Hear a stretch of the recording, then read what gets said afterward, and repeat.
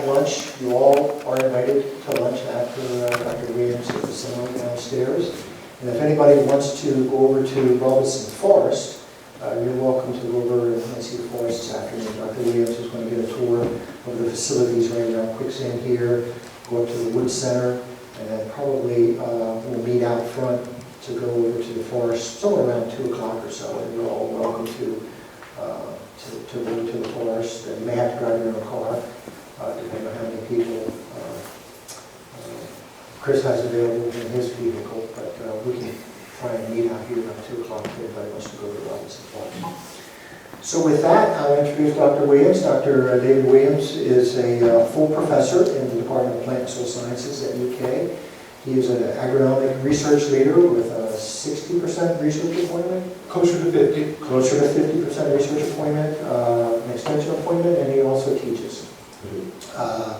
Dr. Williams got his Ph.D. and master's degree at UK in the Department of Crop Sciences a few years ago. And with that, I'll just turn it over to Dr. Williams, and he'll tell you a little bit more about his background, his experiences, and his vision for RCARS. So with that, I'll turn it over to Dr. Williams. Thank you, Dr. Bennett. So is this mic adjusted okay? Yeah, good. I'm very happy to be here. Honestly, very excited to be here. It's become more and more exciting the more I've investigated the opportunity. And I will admit there's a lot I don't know about RCARS. There's a lot I don't know about all of the different facets of the mission of RCARS. But I've tried to make myself as informed as I possibly could. And everything I've learned has been positive. So I'm very excited about that. I'm assuming that my CV and my application letter has been made available. Is that a safe assumption? Not too many people shaking their hands. If you're interested in seeing my CV and my application letter, I am happy to share that with you. So I'll give you a business card, you send me an email, I'll email the PDF copies of both of those so that you can have that information. The reason I ask that is that what I'm going to cover today is largely not part of my CV and my application letter. So it's information in addition to, or perhaps in more detail than what I offered in both of those documents. So please don't be shy. If you'd like to see that information, I'm happy to share it and can do so nearly immediately. So ask me about that. So what I'd like to cover today is, again, mostly items that are not deeply part of my application materials. An introduction, I'd like to address what I feel are my qualifications on both personal and professional levels as considered for the director's position, why in the world that I wanted to apply for the job, what my motivation is for being here this morning. Then I've got maybe some crazy ideas that I'll present as potential visions. Again, not knowing a great deal about what all goes on with RCARS, and then I will absolutely appreciate any questions that you might have. I'm going to spend a fair amount of time starting off here with essentially just personal information, and that's generally in the academic world not part of a curriculum vitae. Basically, we don't include any personal information in a curriculum vitae or a CD. So I personally feel like some of this information is extremely pertinent, very important for the reasons that I've applied for this position. So I was born in Charleston, West Virginia. Charleston is a pretty large town, so not small town, West Virginia. But I was born there, and that doesn't show up all that wonderfully. So Josh, can we turn down the lights a little bit, perhaps, without putting anybody to sleep? Maybe it's early enough in the day to not worry too much about that. This is Charleston. This is a little town called St. Albans, and that doesn't show up so well, but that's a little blind spot in the road called Tornado. And I grew up essentially right across the Coal River from Tornado. And so Charleston was the closest hospital where my mom could bring me into the world. But I essentially grew up in that bend of the river that you see right there, the Coal River. A wonderful place to grow up, a great childhood. And again, I realize it's not showing up very well, but I'll ask you to consider the landscape as best you're able to see it there. And this is quicksand right here, Jackson right here, and not showing up so well, but I think you'll agree with me that the landscape is essentially exactly the same. And so where I grew up was mostly a coal-based economy. It wasn't entirely coal-based because of Charleston. Charleston, again, is a pretty big town, had a lot of synthetic chemical manufacturing, but certainly coal was a major base of the economy where I grew up. We camp every year, and I'll talk about this, in Louisa, Kentucky, and appreciate it a great deal. And so that's kind of an illustration of potentially some of the similarities of where I grew up and where we stand today. Tornadoes actually a little closer to Louisa than quicksand is, 13 miles or so. The crow could fly perfectly straight to both locations. So Louisa, of course, is right on the Big Sandy, and that man-made border between Kentucky and West Virginia, being the Big Sandy River. Man didn't make the Big Sandy, but he determined that would be the border.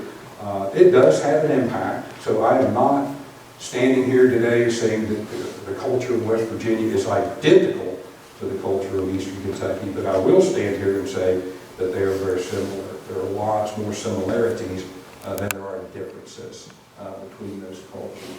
And that's probably mostly due to the economic base, mostly due to coal being the main base there. Okay, so that's a closer up picture, and I am a little disappointed they're not showing up quite so well, but that is the Coal River. That is my home place, and this is a very recent photo. When I was young, none of this existed. That's all been developed since I've long moved away. The Coal River is probably about the same size as the North Fork, just outside here, and they barged coal on the Coal River. That's why it was named that. Back in the 1800s, prior to the establishment of the railroad, which is right there, lots of coal passed by my home daily and nightly, and shook the house until they moved to concrete ties and continuous rails, which it doesn't shake so bad now. But I do still get back there 2 or 3 times a year. My sister lives in our home place. So anyway, this used to be a large grass field, and that little pond there, and you can kind of see it, that depression area, it used to be a much bigger pond and full of great big fat bass and million bluegill, and no houses anywhere near any of that. And so that's essentially how I spent my childhood. And either in this river or fishing in that pond, running up and down this riverbank. And I want to note a couple of little anecdotes, I guess, based on where I grew up. You can kind of tell the relief is changing. So here is my home place, and essentially to the west is a pretty steep mountain. So when I say mountain, we all know, and we're not talking like Mount Everest, but there's a ridge behind on the other side of the river, and it's very steep and relatively high. And so the sun went behind that ridge relatively early in the day, compared to flatland. And that was my normal. I never thought twice about it, never even considered that was the case until I moved to Richmond, Kentucky as an undergraduate, and they put me in one of those tall dorms, and it faced the west. My room faced the west, and I saw the darndest sunsets I'd ever seen in my life.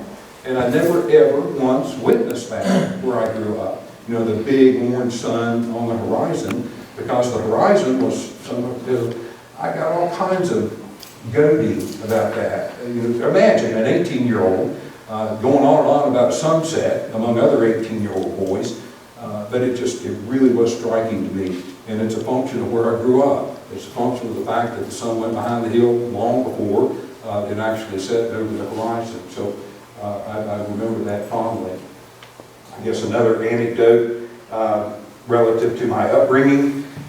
Not long after I was hired at UK, was invited to give a presentation by Alltech. Perhaps you heard of them, big corporation in Nicholasville in central Kentucky, to give a presentation at an international meeting in Veracruz, Mexico.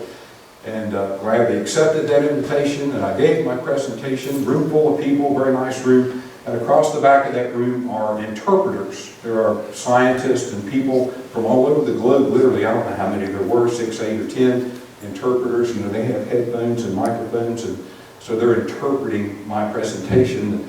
People that needed those services were wearing headphones. So somebody asked a question at the end of that presentation, and we were kind of talking about this, David and I, just a moment ago. My immediate reaction was, I reckon. And so I went on, but the interpreters in the back of the room went, they've never heard reckon before, so I had to back up and say, well, I suppose. So my key point is that you know, the culture of Appalachia is absolutely part of who I am, and I'm proud of that. I've always been proud of it. The best illustration, I suppose, would be a summer I spent in Chicago as an undergraduate student, and all the goading I got from students from Michigan State and the Ohio State University and students from all over the country. I was very happy to have my cut-off shorts and no shoes, and they could like it or not. So it was a good experience. Wonderful place to grow up, and I wouldn't change it at all, even if I had the opportunity, which I certainly do not. But I did daydream a lot, and I admit this, even occasionally still do, what that piece of land might have looked like before it was settled. And if I could change anything, I might live there 150 years earlier, rather than in the 1960s and forward. I just can't imagine what that river bottom land must have been like. I'm not going to go on much longer here, but in this little space of ground, that used to be one of my neighbor's gardens, and it was rather large, and the arrowheads and other artifacts that we found every spring after he rototilled, it was clearly a highly desirable place to live by peoples that far preceded development, and I would love to have seen it back in those days. But I'll never have that opportunity. So moving forward from that, I'm married. I have 3 children. A son that's 30, a daughter 27, and a second daughter that's 23. And sons in Lexington, one daughter in Madison County in Richmond, and the other daughter in Fleming County. So they're kind of spread out. 2 grandchildren, a 5-year-old girl and a 2-year-old boy. And since I'm pretty sure no one in this room knows her, our youngest daughter, we're not supposed to tell yet, but we actually have a 3rd one on the way, probably in October. So I'm going to go ahead and make the statement that, at the risk of maybe saying one of the wrong things, but my family is absolutely my #1 priority. They always have been, and they always will be. And so that's what life's about, in my opinion. And then other things we contribute to in life, like our jobs and so forth, is certainly positive too. But my wife and kids are where it starts for me, and I don't mind admitting that. So after graduating from Eastern, I had an opportunity to move back to Kentucky in 1985, and I've lived here ever since. We live in Winchester, literally at the other end of the parkway.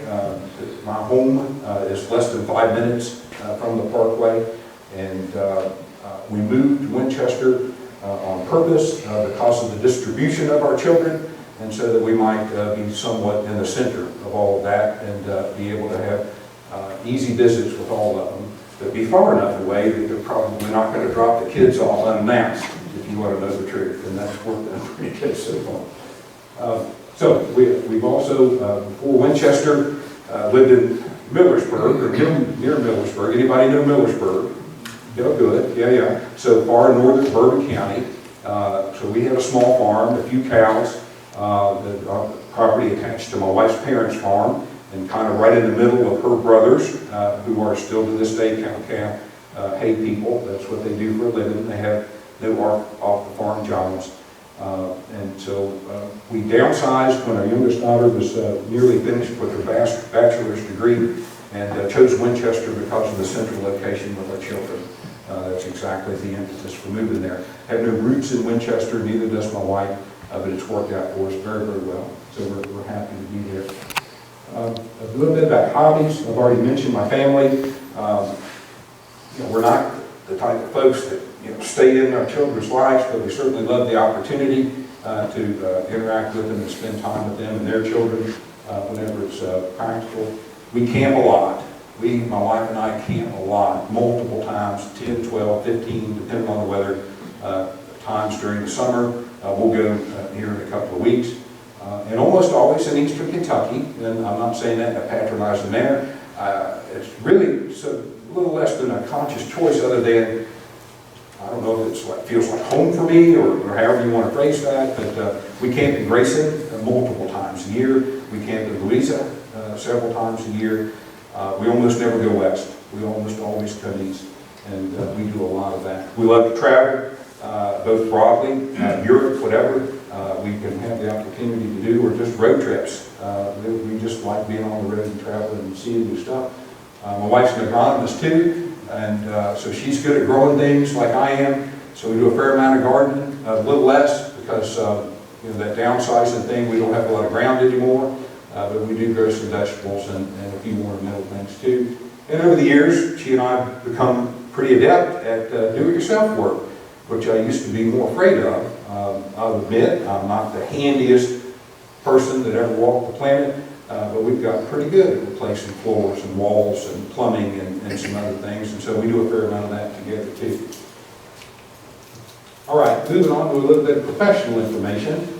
So some of this is contained in my CD, but I want to highlight or add to some of that information. I did move to Richmond in '77, pursued my bachelor's degree in their Department of Agriculture, earned that in 1981, moved back home to that part of West Virginia, and worked on a golf course for several years, and eventually, for the last couple of years, running that golf course. Very, very useful life experience, has contributed a great deal to my philosophy of leadership and management. Please imagine with me, or at least I know when I think of my own children in their mid-20s, being responsible for a crew of 20 people, ranging in age from 60 to 18.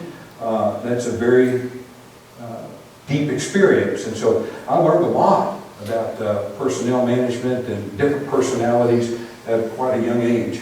But then the opportunity came to apply for an assistant director of physical plant at Eastern back in Richmond, and I successfully had that position, kept that for several years, and honestly, eventually became bored with it. I mean, it was a good job. I could have retired from it, no doubt about it. Very nicely retired from it, but after a while, it kind of became the same thing, at least on a year-to-year basis. And so I just wasn't gratified by that. It wasn't satisfying too much. So I went to grad school in the UK in 1990, and have loved working in the UK ever since. Finished my Ph.D. in December of '96, and Scott Smith, the then department chair of agronomy, hired me to teach a class that following spring semester, and then he hired me on the faculty in June of '97. And I've been there ever since. Dr. Bennett mentioned that I've been promoted to full professor, and I'm happy to say that most of my effort in the UK so far has been in research and teaching, but with my work in industrial hemp over the last year and a half, it's become necessary, and Todd was gracious enough to agree that I needed a little extension appointment. I'm spending a lot of time giving county talks and a lot of time with email and telephone calls regarding the potential for industrial hemp as a commodity crop in Kentucky. So we started that this year. So what do I do at UK? About 40% of my time, on average, over all those years, has been spent teaching and advising undergraduate and graduate students. I've been asked 2 or 3 times already this morning, what about teaching? Well, I love teaching. I do. I truly love it. I get a bunch of gratification from that experience. There are good days and bad days, just like there are everything in life, but I would miss that. I don't mind admitting that. I would miss it. It's been a very positive part of my professional life for the time I worked at UK. So from '97 to 2005, all of my research activities were in turfgrass science. I understand the turf extension specialist is coming to the station sometime in May. I saw on the website to give a presentation to people managing athletic fields, I think, is the topic of that. In 2005, we added several externally funded experiments with feedstocks for biofuel, and I think David's familiar with some of this work, the switchgrass and miscanthus and agronomic production models to optimize yields and the usefulness as feedstocks. So a week ago tomorrow, I harvested the last miscanthus from a U.S. Department of Energy trial. It's the 11th year for that trial in the same plots, and so we've learned a lot from that. Unfortunately, there's nowhere to sell the stuff yet, so we can't move forward as a commodity, but we have learned a great deal over all those years. So beginning in 2014, I started working with industrial hemp. It became pretty evident pretty quickly that that was going to be a pretty decent effort as far as how much time and effort it would require to address it appropriately. So beginning of last year, it became my full-time assignment, research-wise, and remains that way today. So all my research now is in industrial hemp. I want to note that over all of that time, with no exceptions, all of my research has been field-based. Now, this is one of those precarious situations. I'm not saying that lab researchers are bad or weird. Clearly, it's not, or we wouldn't have them. But I'm not a lab person. I'm a field research person. That's all I've ever done. So as far as managing land, managing experiments, deciding what fits where and what's most appropriate, that's all I've ever done research-wise. And as I understand it, that would essentially be what's going on here at the RCARS. So I hope that you will agree that's slightly positive. So even though I've never had an extension appointment until January of this year, I want to note quickly that the entire experience at UK has involved some level of extension effort. I'm guessing that David might be the only one in the room that knew A.J. Powell, the turf extension specialist for almost 40 years at UK, was my major professor and mentor. And so I was trained by an extension specialist, and I spent time on the road, and I don't know how many talks we on and on for all those years. And then I served a short stint as an interim specialist after his retirement and before we hired a replacement. So my bottom line is I have significant extension experience, although it has not been official until very recently. So then just a couple of comments I'd like to make. Again, kind of like me as a person, more so than a professional piece of information. I do always, with my kids and with my coworkers and with everyone else in my life, essentially operate on a basis of mutual respect. And basically what that means to me is twofold. I rely heavily on honesty in both directions and feel that that's really what respect is all about. And then secondarily, treating people like I like to be treated, politely and professionally and with honesty, always. So I want to make that statement. I'm not a micromanager. I don't for a moment claim that I know how it's best for anyone else to do their job unless I'm doing it too. And then I might have a stronger opinion, but I would rely heavily on the expertise and thoughts and suggestions of others rather than me immediately saying, there's a better way to do that. That's not who I am. So much more apt to delegate responsibility, clearly at the same time hold people responsible for those activities, but not tell them how to run the world is basically what I'm trying to say there. So absolutely not a micromanager. A little bit of list of some of my leadership experience.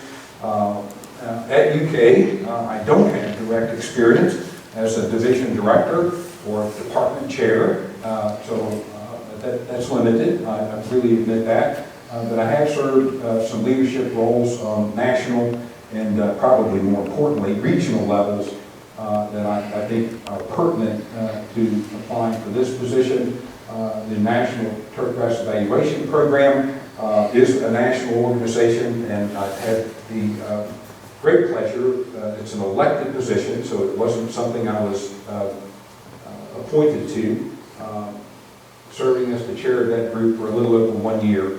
And so basically my role there was facilitating a lot of events, not dictating events, but facilitating events among different entities, and very, very useful experience. The CSSA is Crop Science Society of America. I always refer to it as agronomy geeks, and it's usually a bunch of PhDs. Our professional organization is what that is. And I did have an opportunity to serve as the national leader for the turfgrass science division, C5, for one full stint. I mentioned regional work, so I served on the board of directors of the Kentucky Turfgrass Council. Perhaps I should have counted it, for many years, for several years. And so it was a position of executive director, executive secretary, and so talk about facilitating. That's essentially what that position was. Helping that group produce profitable and educational conferences twice a year. So my role on the board was to provide continuity from year to year, and also to help guide them in their endeavors, mostly related to education. And those were great experiences too. I did serve as the Director of Undergraduate Studies in our department for several years. And so I had an ex officio position on the Plant and Soil Sciences Advisory Committee under Dr. Pfeiffer, who is here.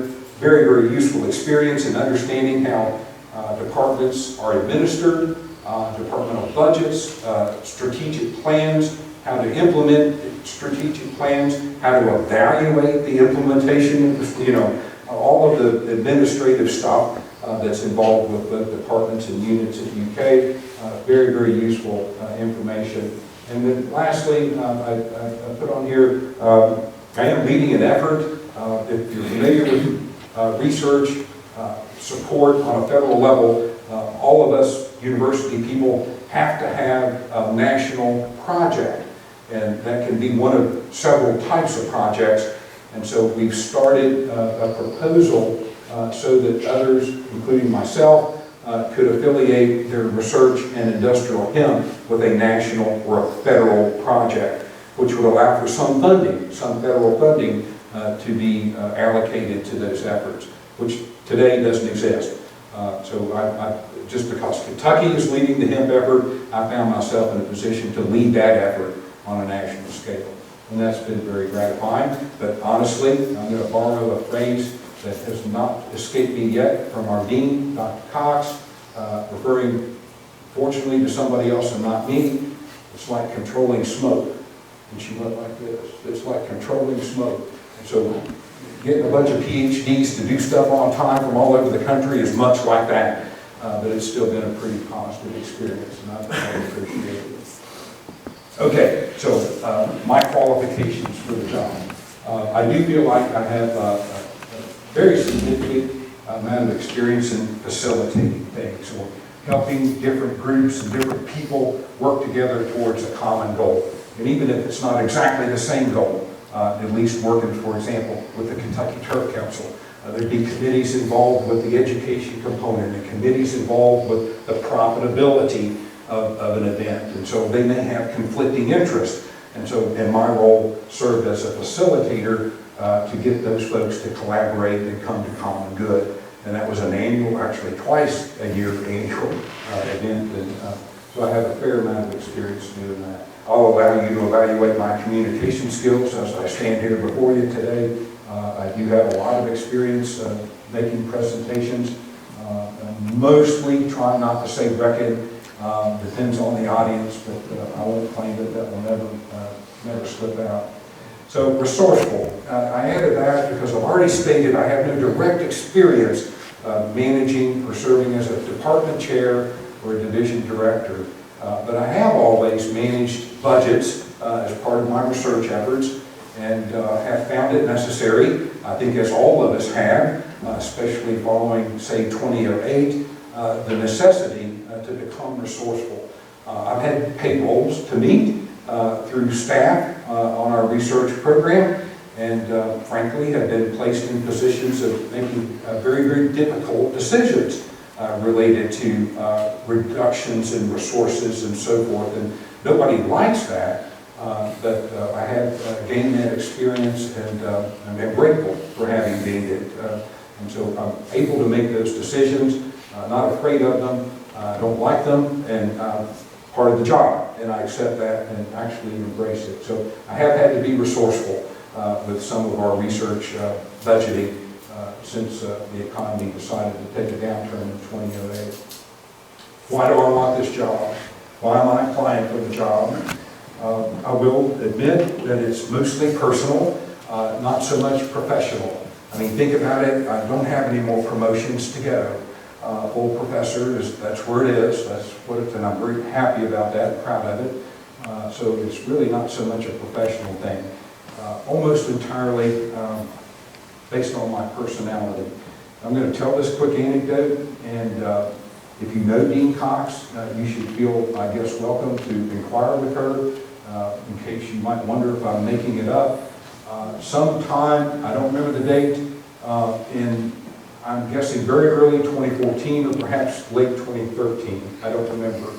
I made an appointment with the dean and met her in her office, and I expressed the fact that understanding that she is exposed to such a broad array of opportunities and so forth within the college and within the discipline of agriculture, and my expression directly was, it's difficult to work in turf research these days, and honestly, it doesn't so much excite me as it used to.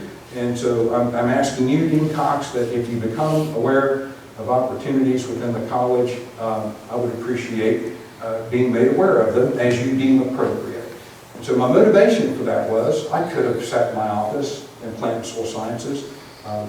Those of you that have worked at UK probably know folks that have decided to do that, and maybe gone to work, maybe even not, and worked my way to retirement and faded away. And that would be okay. There are many that do that. I'm not casting stones at that philosophy.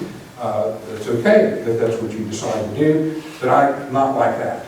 I don't want to slow down. I don't want to fade away. I want to contribute. I get gratification from contributing. And that's exactly why I contacted Dean Cox.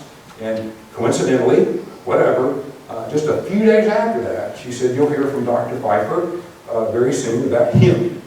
Well, I'd never heard about hemp at all. Didn't have any idea what was going on, but she warned me that we would have that meeting, and sure enough, I've moved into that area. And it's fun. I'm enjoying it.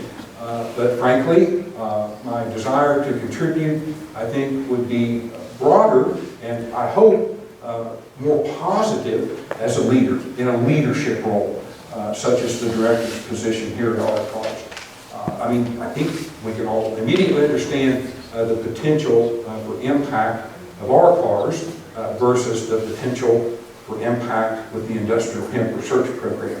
And I think you'll agree with me, the potential is much broader here than it will ever be with any particular just one commodity.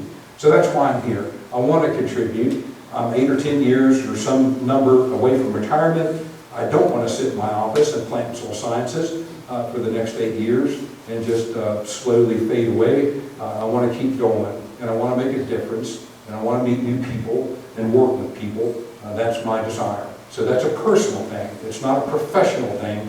Professionally, I am who I am, and I'm happy with that. So on a personal level, that's my motivation for applying for the position. So it's really, I mentioned the Dean Cox story.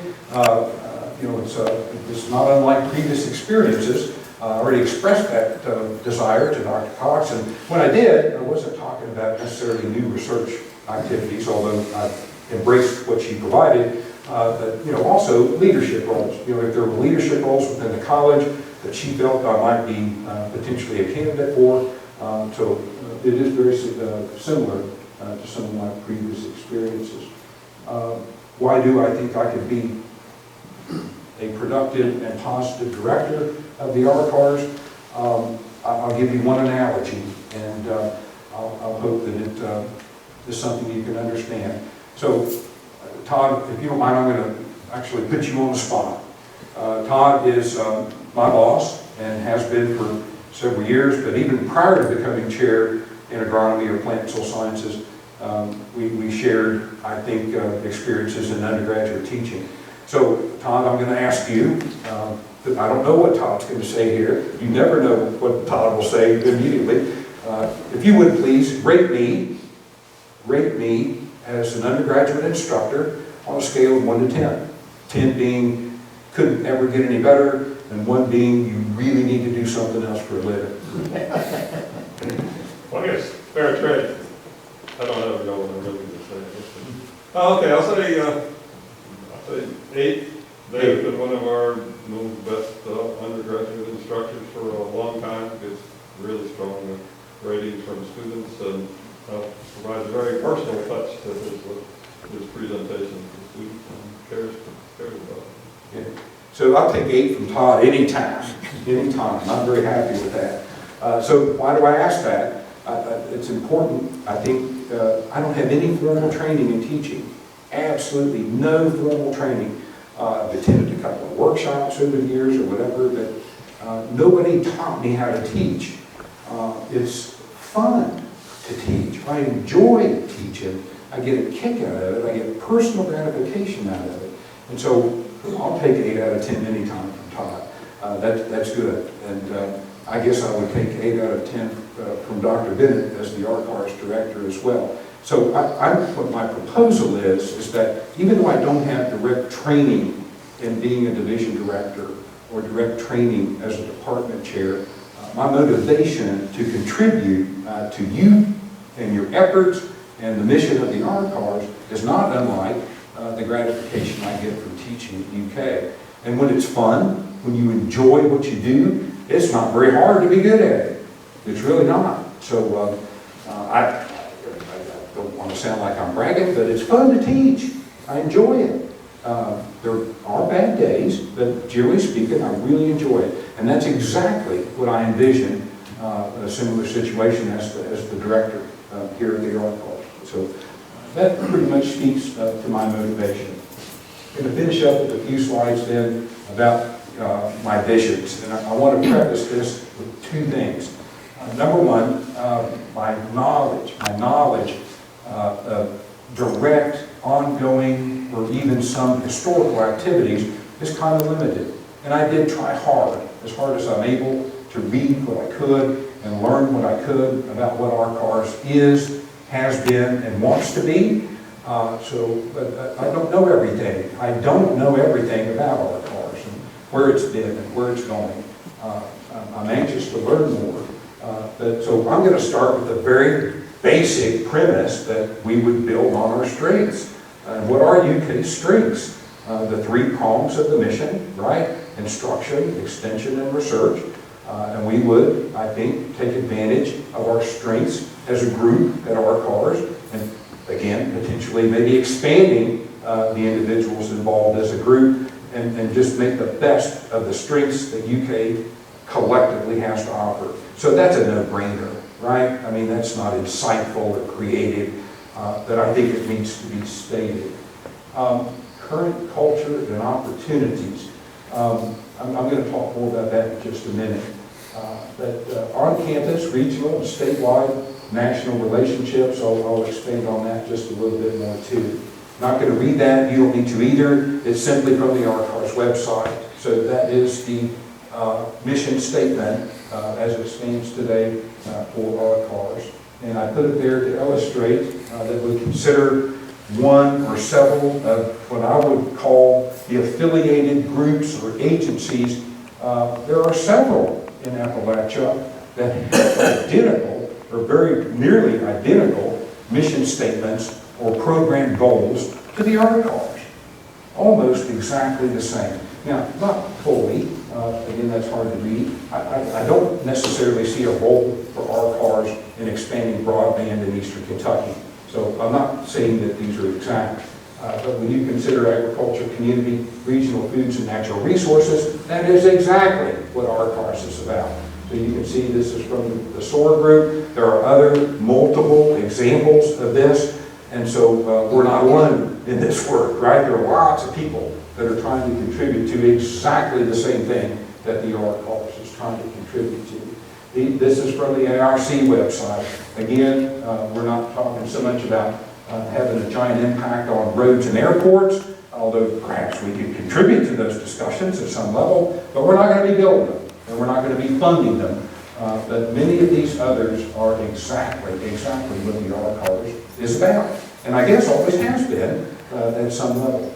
So what do I see? I see using our strengths and contributing to the efforts of all those groups, and making sure that we're involved with any group that is appropriate for UK and RCARS to be working with. I want to note that I don't know when this happened to me in my life, but I'm absolutely a very, very strong proponent that it's okay for me to have an opinion and an idea and express that.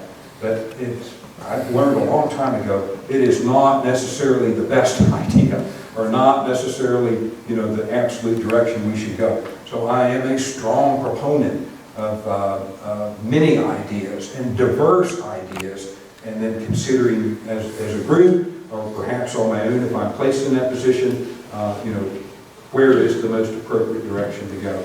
Not ever thinking that, yeah, I know what the best thing is. I will always express my opinion. You don't have to think twice about that, but I never propose that it's automatically going to be the best thing to do. I do feel like I have the experience, and I'll go ahead and say personality, to serve as a positive face, the public face of the RCARS and in the UK. I do have a fair amount of experience in that on a college level at UK, interacting with both national and regional policymakers, legislators.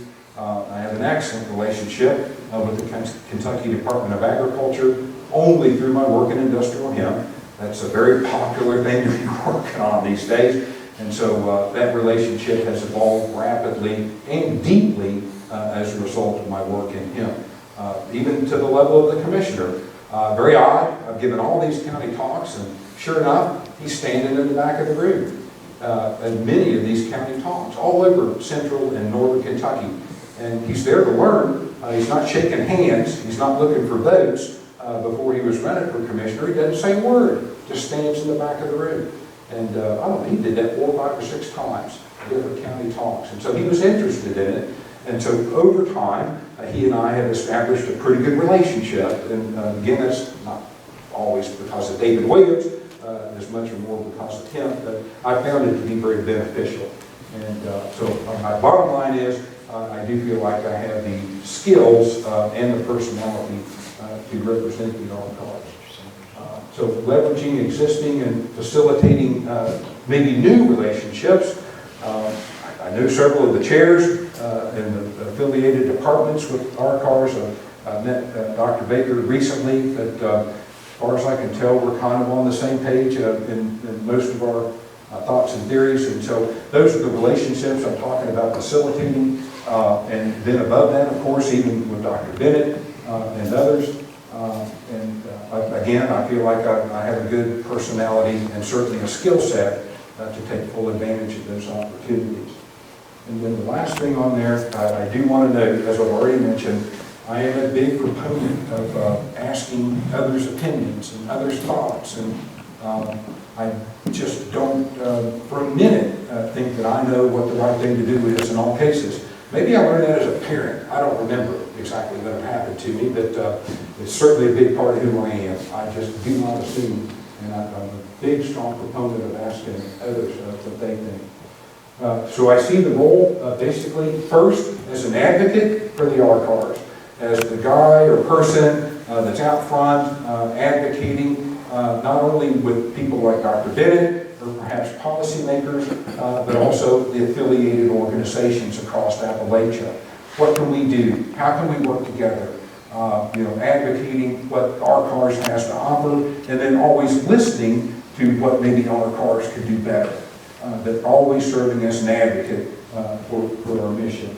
I do have vast facilitation experience. I think I can do a great job with that and establish deep and hopefully very meaningful collaborative efforts among people at UK, but also on a much, much broader scale among the other organizations that have the same missions that we have. I'm anxious. I told you I've been reading and become excited, so at some level I am kind of a daydreamer, come up with some pretty weird thoughts, and I'll share a couple of those with you, but on a more grounded basis, what's one of the first things I might try to accomplish as the new director at RCARS? You're probably familiar with this, but there's new legislation on a national level, mostly by Congressman Rogers, called the Reclaim Act, which is the redistribution of abandoned mine land money from the federal government, allocated to states that have large coal-based economies. So clearly that's us, right? And clearly that's us right here in this part of Kentucky. It's a significant amount of money, $1 billion, I think, over 5 years. And so broken up into increments over the next 5 years. And so the first 2 years of those funds will be allocated based on how much coal a state produces. So clearly we're pretty high on that list, right, relative to other coal-producing states. I'm not proposing that RCARS would have some windfall of money from the federal government, not proposing that at all. But I would view the director's job to perhaps through Drew Graham, the government liaison guy at the college, to set up some meetings with Congressman Rogers' office and see how the RCARS could contribute to those efforts or participate in those efforts along with the other affiliated groups that might actually be receiving the funding. That's how I see the role of the director. And that's just one example. And again, a pretty standard example. I'm going to go ahead and throw a couple of other ideas out at the risk of maybe being too far out, but I don't know enough about the station. Do we own a house here? Is there a house on the property that we own? Yes, You know? several. I'm sorry? Several. Yes. Several, okay, great. Well, I don't know how they're used, and maybe don't need to know that today, but it occurred to me, one potential strength would be increasing collaborative efforts between interested scientists on campus.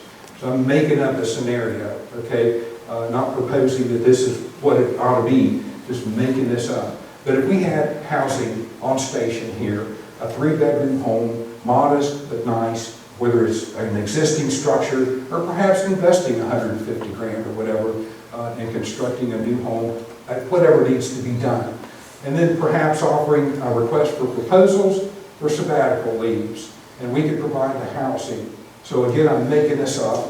If we had a forest scientist that could spend 6 months or perhaps even a year, if we could obtain the funding to pay for that second half of the sabbatical leave, what impact could that scientist have on small woodlot owners teaching and actually researching best management practices, getting away from the cut the best, leave the rest, but teaching people how to sustainably manage small woodlots. And perhaps that person would teach his son and daughter what he learned, and perhaps they would teach their children. Imagine the impact that scientists could have on the region. And then keep going, make it up. A social scientist visiting with school districts and teaching the importance of education and trying to do all we can to increase graduation rates, increase local high school graduation rates.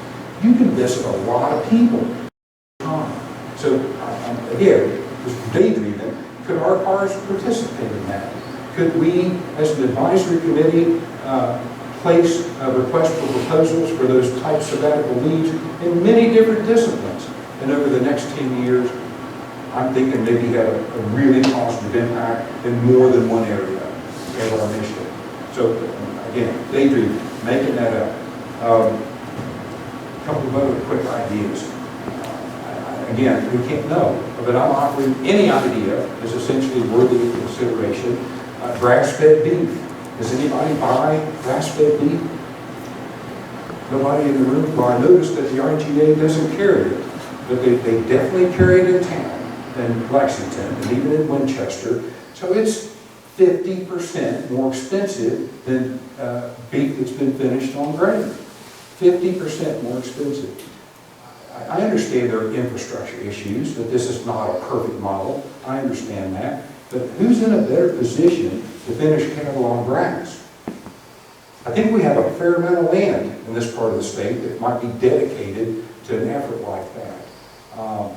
Is it worth it? It takes a lot longer to finish cattle on grass than it does on grain. But could the RCARS contribute through research to maximizing efficiency in that kind of a system? Where could that go? We can't know, but I would offer this food for thought. So in conjunction with the Cattlemen's Association and D&D and other operators, maybe we can investigate that and see where that could go. I'm going to go one quick step further. A dear friend of mine at work sent me an ad on the internet. Don't laugh, please, if you can help it. This ad was for chemical-free, non-GMO, pink Sherpa salt. Chemical-free, non-GMO, pink Sherpa salt. Comes in a big bag. So salt is a chemical, sodium chloride. It's not a biological system. There are no genes, so there's no GMO in anything. So that's a marketing strategy to say non-GMO salt. The pink Sherpa salt. So it comes from the Himalayas, where the Sherpa people live, and it's pink because of its chemistry. It has a little bit of iron and some other things that make it pink. And they sell that in the United States. I don't know who buys it. Maybe somebody does. I'm not casting a stone at that, but most of us go to IGA and Morton's, right? So, but there's a market for this. Pink Sherpa salt. If we can go that far, I would offer, there are lots of things that Eastern Kentucky and all of Appalachia, not just us, might consider. Heifers, right? But when we kill beef and eat them at home, we almost always kill steers and eat them. And we've evolved such that finishing cattle on grain and eating the steers is the way it ought to be. I guess I would offer, in these days and times, if you can buy pink Sherpa salt and market that successfully at any level, if you want to know the truth, could you market heifer meat? Could you market heifer meat finished on grass? Would there be a market for that? Well, at 50% more ultimate income from just the grass finishing alone, I think it's worthy of consideration. I think we ought to think about it. So, crazy ideas like that. I'm not proposing that any of those would really work at all. All I'm proposing is getting the think tank going and considering everybody's opinions and thoughts and trying to make the most informed decisions we can. And so I'll end with that and invite any questions anybody might have. Yes, sir. Comments. Please. One of the things you said early on was, impressed me, you're not a micromanager. Right. And I've been in business for 35 years, well actually, 35 years in the lumber business. And I guess in my early days, I tried to micromanage, and I got away from it. I'm glad you said that. Right. I got about 6 comments I want to make. I don't want to steal anybody's thunder, but you made a lot of interesting points. One of them was, you made a comment about Alltech. And this is just based on your background. Alltech here about 5 or 6 years ago was going to start developing switchgrass, kudzu, and all these other viney, greeny, whatever they are, and manufacture them into some kind of product. I don't remember if it's cancer research or some kind of product. Where is that? Just out of curiosity. Right. So my affiliation with Alltech was simple. They hired a recent graduate at UK that was one of my undergraduate advisees. That's the depth of my involvement with Alltech. So when he was hired, he was part of the team that was setting up this conference, and he invited me to speak. Okay. It's just that simple. That's Yeah. That's Yeah. 3 other things that really kind of touched me here. I don't know all the divisions between the Department, the College of Agriculture, Division of Forestry. I don't know all those things. You correct me if I'm wrong here. But I heard you mention, well, my blood is in the woodworking business. I'm a second year, I'm a flooring dimension manufacturer. I heard you mention forest one time in your whole talk. And I hope to hear that more. And that was a leading sentence that really didn't portray the forest. I guess with the natural resources in eastern Kentucky, you made a comment about that. As a part of your mission statement, I would think in due course the forest would be a major part of what goes on in this part of the country. I live in central Kentucky, and of course the forest is my livelihood. Right. And probably and everybody in this part of the country, other than coal, is part of our livelihood. And I would think somewhere along the line with the extension and all the agriculture side of it, and to me on the forest side of it, to me that's a huge agricultural part of what you're doing down here. In conjunction with that, I got a two-part question. Are trees considered a major part of crop sciences? With that said, how are trees and the forest considered in crop sciences? Right. So help me by understanding that in our disciplines, crop science would be different than forestry. Okay, So that's what yeah. I don't want to step on any toes. I just want to see how that was in the division. You're not stepping on toes at all.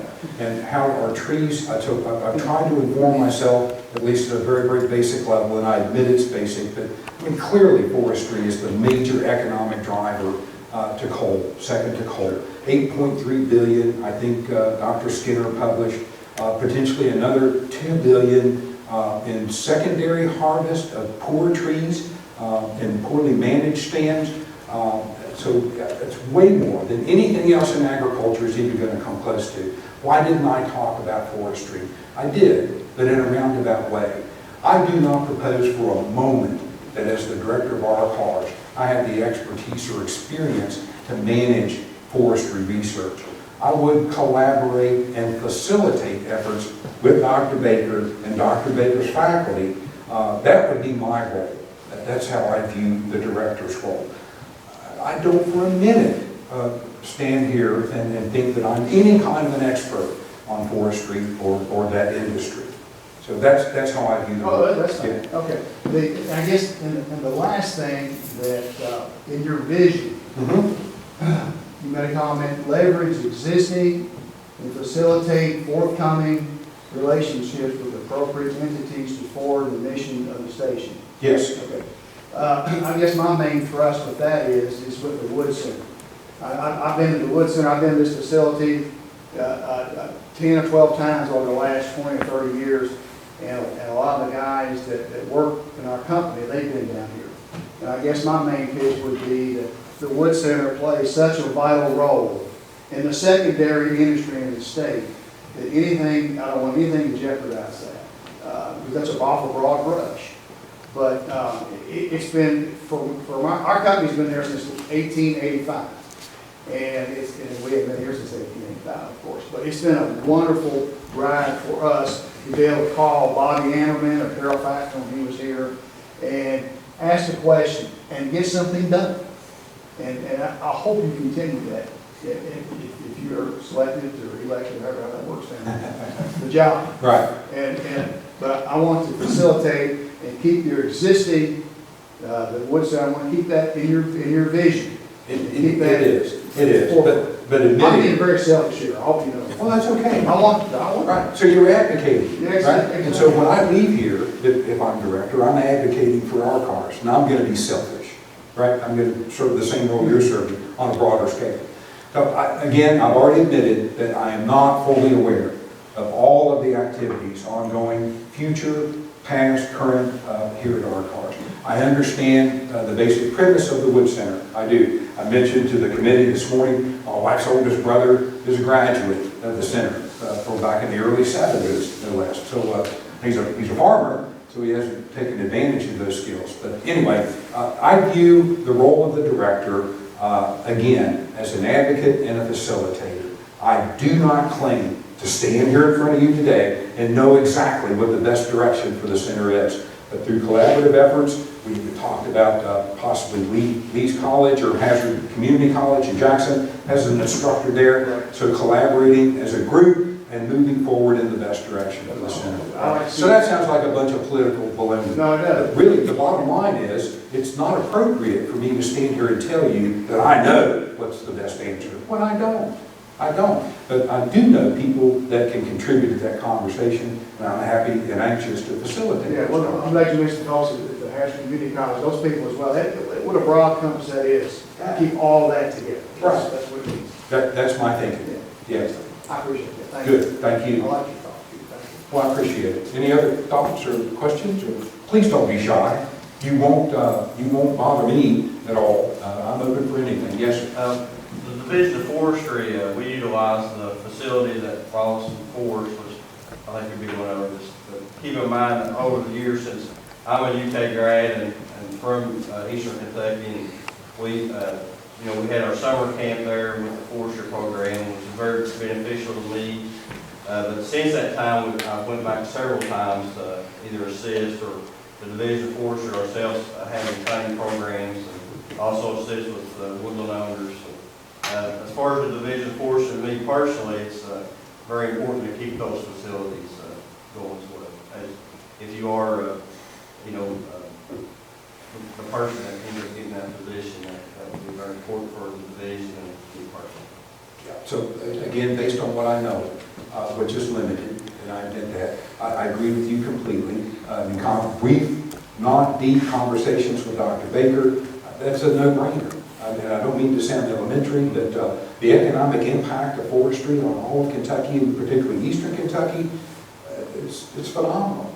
And so leveraging those relationships and trying to move forward in the most productive manner. I don't have any relationships with the Division of Forestry, but I'll be anxious to establish them. And I'd be anxious to sit down all at the camp and work on what's best. As I mentioned more than once, I know that my first idea is probably not going to be the best one. But collectively, I think we can work on that and head in the right direction. Yeah, that's my thinking. Anything else? I've got a couple of questions. Yes, ma'am. Not from me, but from other people. First question is, how will being 80% administration affect your current research work?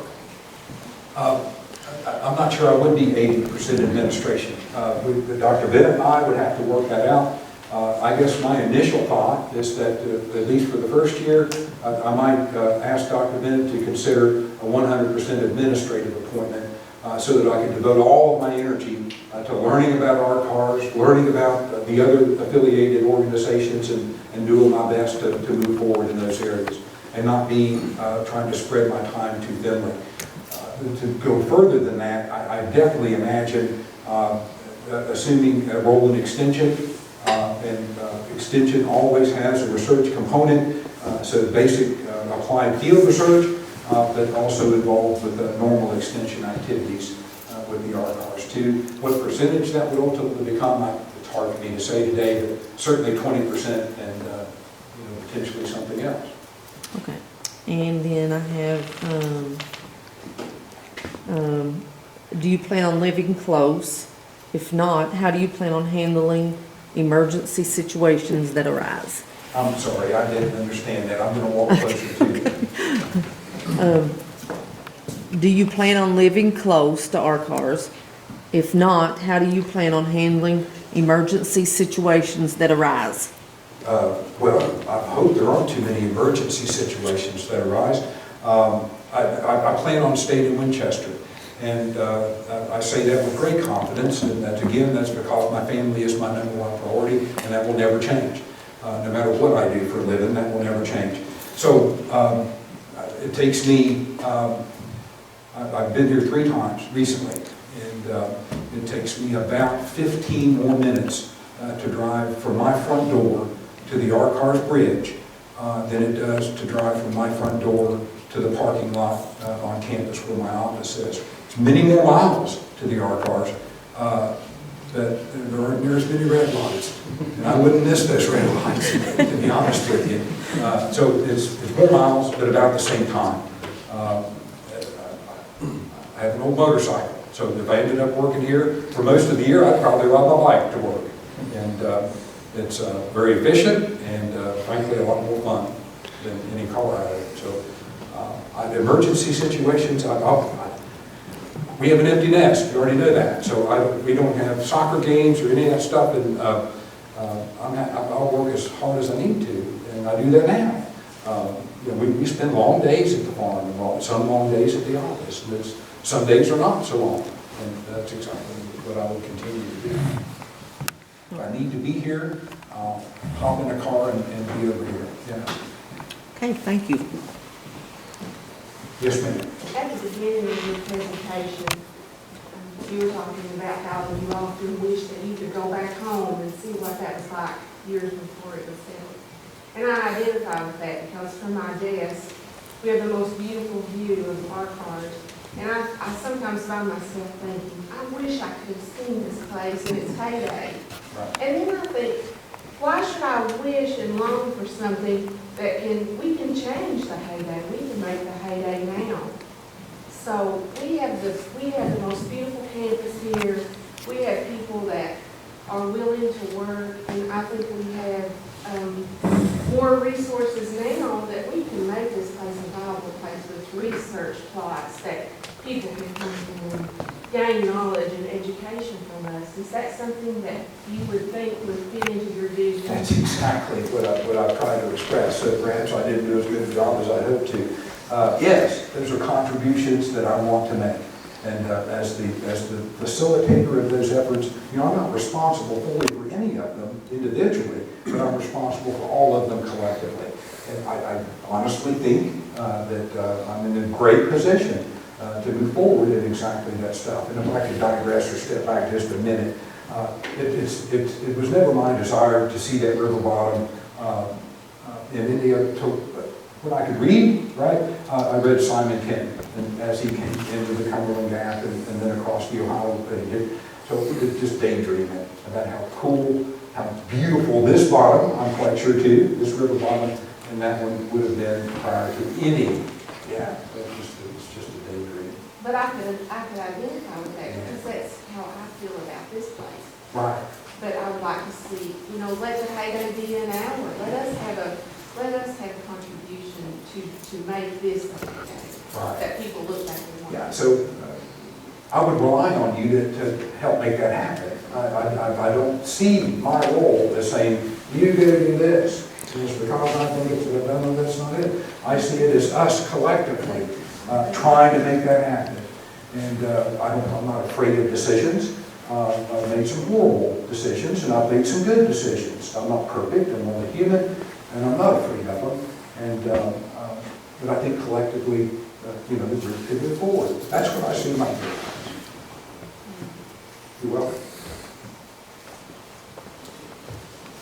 Yeah, Chris. Have you had the opportunity to give any thought to how you might further promote the university's image specifically in Eastern Kentucky? From the standpoint that a lot of times activities and things that happen on campus, we're somewhat viewed at the Robinson Center and the Forest as kind of an extension of campus, which we are. Right, sure. So is the RCARS. Right, but to that end, there's a lot of folks that don't fully understand what the university is in Eastern Kentucky.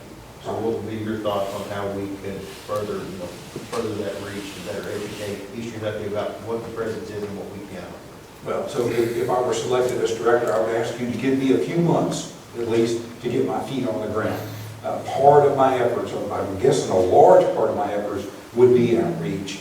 And not necessarily teaching people how to grow stuff in an extension perspective, but making sure that RCARS is known and understood in any potential relationships, county governments, and all those affiliated organizations that I've already mentioned, KCARD and SOAR and ARC, and we need to be right in the front of all of that. And so that's what I would do. On a local, smaller level, I guess you could tell probably that I don't have any problem talking, and I actually enjoy it. And if it's something I'm passionate about, like UK and the potential for UK to contribute, that would be fun for me, and I would actually enjoy representing RCARS in UK, the whole of UK, in a public forum. Do you agree with me? Do you think based on what you've seen of me today, can you imagine me serving in that role? Absolutely. Yeah.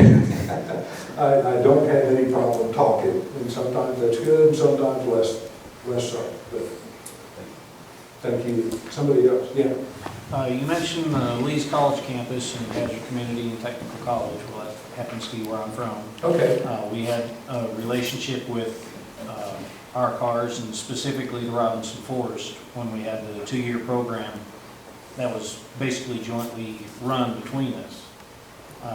Actually, when I came in, it was the second time that program had existed. It also existed, I believe, in the 70s and early 80s. Do you see any potential for other academic programs which could work as feeder programs to UK through the forestry, through agriculture, through anything like that?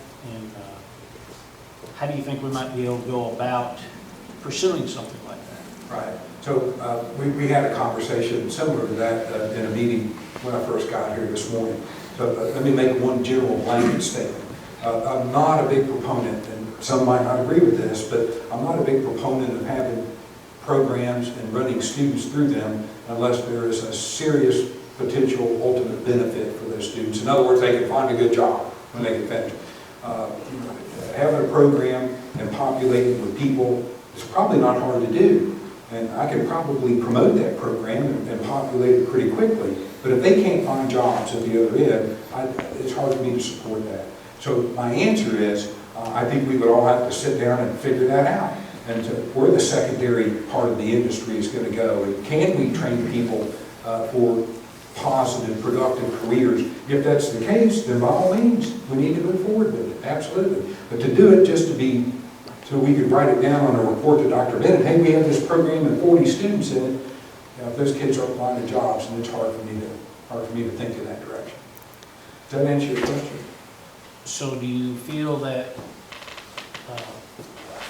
based on that statement, it almost sounds like you would be looking at it in a reactionary sense to create a program as opposed to an economic development sense? I understand why you're saying that. So my premise is we would sit down soon and with the members of the industry, this gentleman, for example, and try to discern what career opportunities exist. And so industry is what defines that, not academia, but industry. And so, sitting down and having those conversations and trying to figure out, let me give you a simpler thing. If we have calls, this is how I've always gauged it in the UK, and it's the opposite of scientific.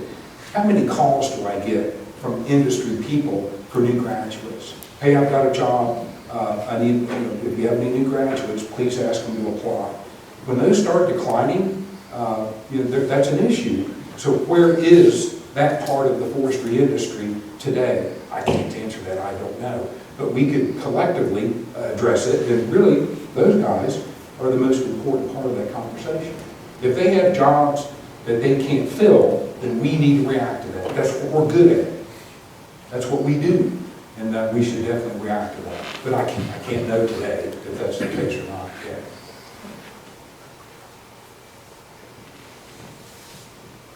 Any other comments or questions? I didn't see anybody go to sleep, and I'm very gratified by that. Yeah. So I definitely do occasionally, so I don't take that personally. I've fallen asleep in a few seminars myself. So I appreciate your attention and the opportunity to be here today. I'm very excited to be here today. I hope that shows it's genuine, and I thank you for your attention. You're welcome. Yeah.